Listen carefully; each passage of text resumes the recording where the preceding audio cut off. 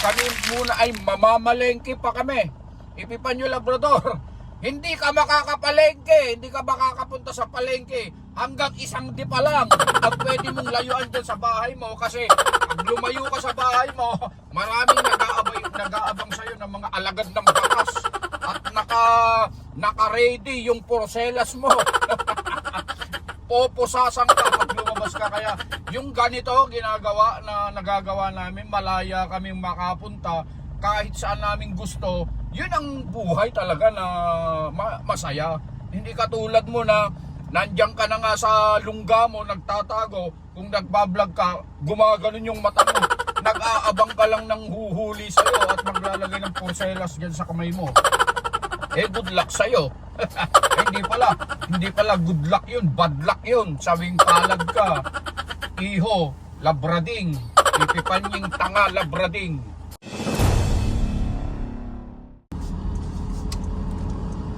Hindi na po natin matatagalin mga minamahal ko mga kababayan. Gusto ko pong pag-usapan natin ngayon. Ito po mga naging pahayag po ni Marcoleta na isang membro ng Iglesia ni Manalo. Iglesia ni Manalo ng Diablo na nagsasabing Iglesia daw ni Cristo. Alam niyo, pag sinabi ni Iglesia ni Cristo, alam nito ang katotohanan. At ang tunay na Iglesia ni Cristo hindi nakikipagkaibigan sa mga taong mapagpanggap. Hindi nakikisama sa mga taong nagpapanggap na si Cristo ang makapangyarihan.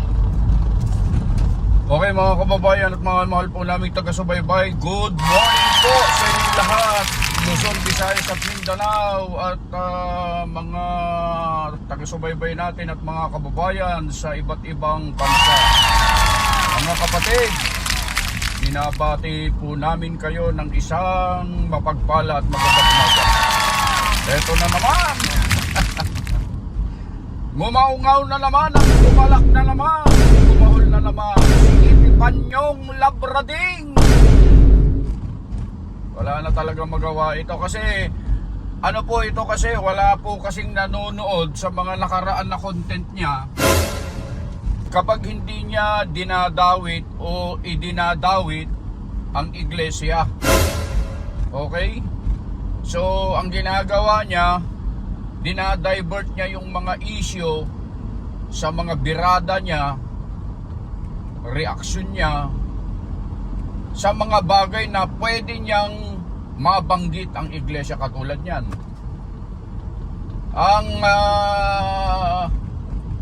Ang issue na kanyang ipinupukol na naman ay tungkol na naman dito kay Congressman Marcoleta, at pati pamamahala nga, nabanggit na naman niya dyan sa video niya. Talagang itong taong ito ay hindi tumitigil po sa paglapastangan po sa ating namamahala at sa iglesia. Opo, tuloy-tuloy po ang kanyang, malakas ang kanyang loob, malakas po ang kanyang loob. Sa tuwing nagsisimula siya ng vlog niya, mga kababayan at mga mahal po naming taga-subaybay, banggit niya nung mga pambungad na pananalita niya, pagbati niya sa Pangulo ng Pilipinas, sa First Lady at sa House Speaker, ang lakas ng loob niya na magsalita ng laban sa iglesia. Di ko alam kung ito ay gumagamit lang ng pangalan ng mga namiminuno o talagang ito ay sinusuportahan ng mga binabanggit niyang mga tao, mga kababayan. At ito nga, ang ipinagpuputok ng kanyang butsi ay yung tungkol na naman dito sa pag-endorso ni Congressman Marcoleta kay Pastor Kibuloy. Ano ang gusto mo, Epipanying Labrading? Ikaw ang i-endorso? O ikaw ang i-endorso na iboboto sa senatorial race? Ikaw ba ang gusto mo? Siyempre,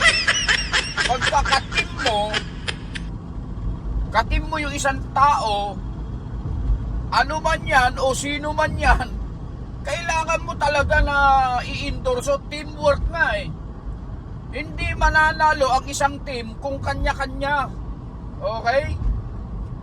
Kaya nga team ang tawag kasi isang team. Binubuo yan ng mga tao, kaya nga team eh. Saan ka nakakita ng basketball na yung team nila kanya-kanya? Wala nang pasahan, puro wakawan lang. Meron bang ganon? Walang ganon. So kung team kayo, kailangan talaga suportahan ng bawat isa. Ganon ang team. Eh bakit kinu-question mo yung pag-i-endorso? At walang kinalaman ng iglesia dyan. Ikaw, Epipanyo Labrador, Epipanying Labrading pala, na mukhang aso. Okay? Talagang napakatanga mo. Oo, napakatanga mo at napakabobo mo. Anong kinalaman ng iglesia dyan sa pag-i-endorso ni Congressman Marcoleta kay Pastor Kibuloy, at pati pamamahala ng iglesia ay idinadamay mo? Kung hindi ka ba naman tanga at bobo, napakalaking bobo at tanga mo. Sana mapanood mo ito, ha. Mga kababayan, mga mahal po naming taga-subaybay, hindi po kami galit. Masaya nga kami.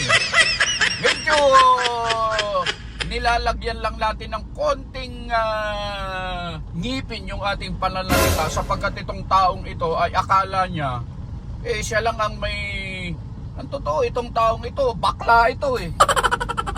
Totoong matapang ka sana, matapang ka lang dumadaan, matapang ka lang matapang ka lang sa bunganga. Ikaw Epipanying Labrading na pamangkin ni Dalaginding, matapang ka lang sa bunganga. Kung talagang matapang ka, lumabas ka dyan sa lungga mo at makipagkita ka sa amin, o kaya sabihin mo kung nasaan ka. Kami ang pupunta sa'yo, para sa'yo. Magsabi ka lang kung saan ka ang lugar at pupuntang ka namin. Ano ang kinalaman ng pamamahala dyan, ng aming namamahala dyan sa pag-endorso ni Congressman Marcoleta kay Pastor Kibuloy? Bakit mo idinadamay ang aming namamahala? Kung hindi ka ba naman napakalaking tanga at bobo, tarantado ka. Sensya na po kayo mga kababayan at mga mahal po naming taga-subaybay. Ganito lang po kami magsalita sapagkat itong taong ito po kasi ay hitting below the belt. Kumbaga, wala talaga sa hulog itong taong ito at matapang lang talaga sa pagsasalita ito. Kung talaga sanang may bayag ito, sana lumabas siya at harapin niya yung mga kaso na nakasampa laban sa kanya. Napakaraming mga kaso na nakasampa, hindi ka nagpapakita. Kahit mga unggoy na kasama mo dyan sa bundok na pinagtataguan mo, walang sumisipot doon sa prosecutor's office nung pinatawag ka. Huwag mong sabihin hindi mo alam, kasi sinasabi pa namin sa social media yan, napapanood mo yan at naipaparating sa iyo ng mga kasama mo na nanonood sa amin. Kayo mga kasama ni Epipanying Labrading alias Boy Aso. Parating niyo po sa ito sa kanya mga nanonood. Marami kasing nanonood. Binabati din po namin yung mga nanonood po dito, ha, na mga kasamaan ni Epipanyo Labrador, yung mga tagahanga ni Epipanyo Labrador. At pati yung mga yung mga nagko-comment dito sa comment section po namin na puro mga kontra yung kino-comment niyo. Salamat. Alam nyo ba na kapag ka nag-comment kayo ay engagement yan? Salamat sa patuloy nyong pagsubaybay sa amin. Pag nag-comment kayo, parang ayaw nyo sa amin, pero bakit nandito kayo? Salamat sa inyo, salamat. Okay, so ito yung ginawa na naman ng asong ulol na ito na si Epipanyo Labrading na pamangkin ni Dalaginding. na naman. At patuloy na naman ang kanyang pagtalak, pagngaungaw, pagtahol. Ang aso daw pagkatahol ng tahol hindi nangangagat. Mabuti pa yung tahimik, yun ang mapanganib. Mapanganib yung tahimik. Ang inaano ko lang dito mga kababayan, yung idinadawit niya o isinasama niya sa vlog niya, yung aming mahal na namamahala na wala namang ginagawa, hindi nga nagsasalita po yung aming namamahala eh. Hindi nagsasalita ng kahit na ano at hindi yan, ay, itong taong ito talagang Epipanyo Labrading. Itong baklang nito ay kung titira ka, tumira ka na ng kahit na sino. Kami, tirahin mo kami. Wag lang ang aming namamahala. Ibang usapan yan, Epipanyo Labrador, alias asong ulong at bading bakla, tanga, bobo. Napakalaking tanga mo at bobo mo. Bakit mo isasama yung taong hindi umiimik? Wala namang ginagawang masama sa'yo. Diba, mga kababayan at mga mahal po naming taga-subaybay? Itong taong ito, gusto lang sumikat talaga, pasisikating ka namin. Pasisikating ka namin. Pasisikating ka namin na darating ang araw ay sisikat ka na may hawak kang mga rehas. Mga rehas sa kulungan. Yan ang mapapala mo. Dahil dyan sa mga pinagagawa mo sa buhay na puro katangahan, kabubuhan. Wala ka ng ibang ginawa kundi gumawa ng mga katangahan at kabubuhan sa buhay mo. Ikaw, Epipanyo Labrading, alias dog food. Okay? So, yun mga kababayan at mga mahal po naming taga-subaybay, itong taong ito ay hindi nyo dapat paniwalaan ito sapagkat itong taong ito ay puro lamang dakdak ang kanyang ginagawa, puro paninira.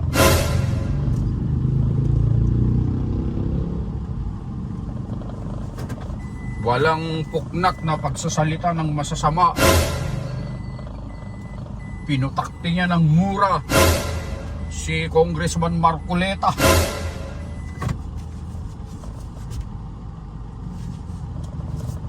Kung hindi ba naman napakalaking tanga at bobo ng taong ito.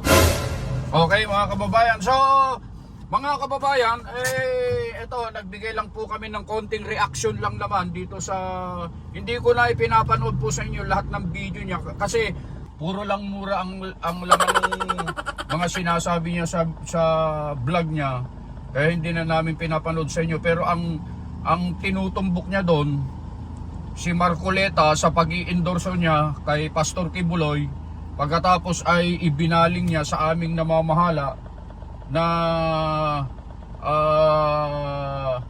parang sinisisi niya yung taong wala namang ginagawa sa kanya. Loko talaga itong si Epipanyo Labrading na bakla. Bobo talaga ito at napakalaking tanga. Hindi, wala sa hulog talaga at hindi pinag-iisipan yung kanyang mga sinasabi. So yun lang ang mga kababayan at mga mahal po naming taga-subaybay. Mag-iingat po kayo sa inyong mga paggawa, mga kapatid. Kumusta po kayo dyan sa iba't ibang bansa? Sa Japan, sa US, sa Europe, sa Spain, sa British, Germany, ang dami. Kung may mga na-miss po akong mga bansa, mga kapatid, hello po sa inyong lahat. Hanggang dito lang at kami muna ay mamamalengke pa kami. Epipanyo Labrador, hindi ka makakapalengke, hindi ka makakapunta sa palengke hanggang isang di pa lang ang pwede mong layuan dyan sa bahay mo kasi pag lumayo ka sa bahay mo, maraming nag-aabang sa'yo ng mga alagad ng bakas at naka-ready yung porcelas mo. Poposasan ka pag lumabas ka. Kaya yung ganito nagagawa namin, malaya kaming makapunta kahit saan namin gusto. Yun ang buhay talaga na masaya.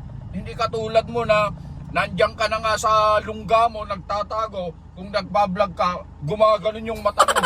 Nag-aabang ka lang ng huhuli sa'yo at maglalagay ng porcelas dyan sa kamay mo. Good luck sa'yo.